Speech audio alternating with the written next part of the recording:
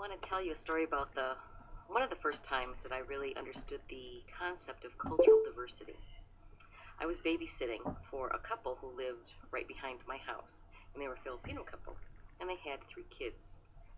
And I was doing this, I think, as a summertime job at the time.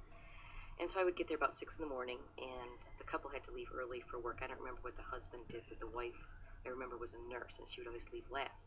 And it happened one morning that she asked me, "Did you make the kids breakfast this morning?"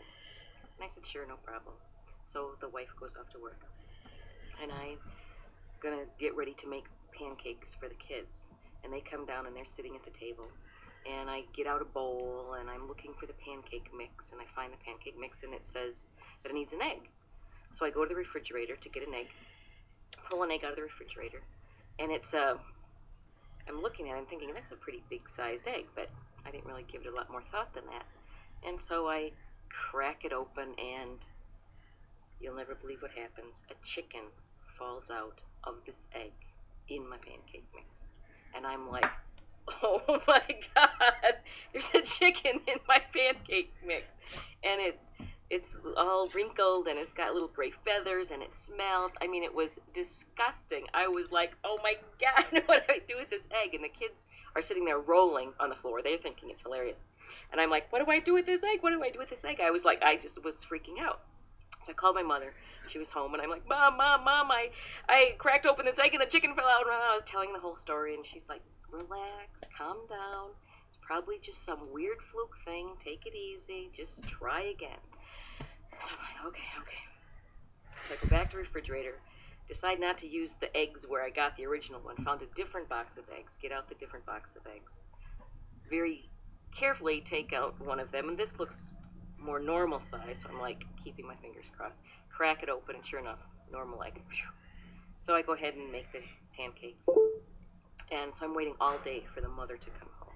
Finally, she gets home, and I'm like, you're never going to guess what happened today. And she's like, what? What happened? I said, well, remember you asked me to make pancakes for the kids for breakfast, right?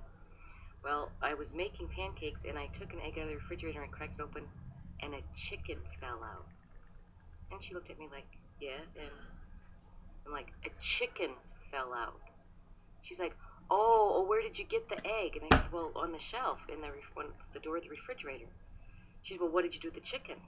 And I'm like, what do you mean, what did I do with the chicken? I threw it away, of course. What was I supposed to do with it? And she said, oh, well, good thing you didn't get another egg like that. And I'm like, what is this? So finally she explains that this is actually a Filipino delicacy. And what they do is they take these big eggs and they put them in boiling water, and so that boils the chicken inside the egg, cooks it, and then they take a plate with a bed of rice, and then they crack it on the rice and the chicken, and then they actually eat it.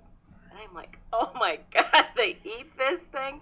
I was like, whoa, I'm ready to throw up. I'm like, oh, very interesting.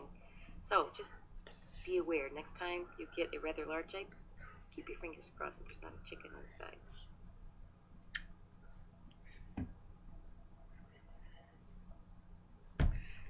Here's a story called Sign Language Saves a Life. It's a true